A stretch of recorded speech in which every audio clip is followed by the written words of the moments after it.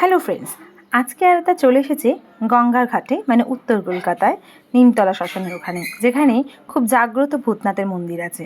তো সেখানে প্রথমে বাবার সাথেও প্রবেশ করে এবং মন্দিরের ভেতরেও কিছুক্ষণ প্রার্থনা করে। ওর কাছে ভালো লাগে এই মন্দিরটা। আমি চেয়েছিলাম ওকে একবার দেখাবো বলে। তো তোমরা সবাই জানো নিমতলা শ্মশানের পাশেই যে মন্দিরটি আছে সেটি খুবই সুন্দর এবং জাগ্রত বাবার মন্দির, এবং তার ঠিক অপোজিটেই আছে এখানে মায়ের মন্দির। তো এখানে রেল লাইনটা ক্রস করে আর কি এগোতে হয়। তো এখানে আরাধ্যা গেছে এবং আরাধ্যা তিলক কেটেছে, এবং তারপরে ও দাদু ঠাকুমার সাথে কিছু গরিব মানুষদেরকে খাবার বিতরণ করছিল। এর মধ্যে তো আরাধ্যার নাচই শুরু হয়ে গেছে। তো আবার গিয়েও আরাধ্যা ওর বাবা দাদুর সাথে আর কি খাবার বিতরণ করছিল। তো আরাধ্যাকে আমরা ছোটো থেকে এগুলো শেখাই যাতে ও এগুলো দেখেই বড় হয়।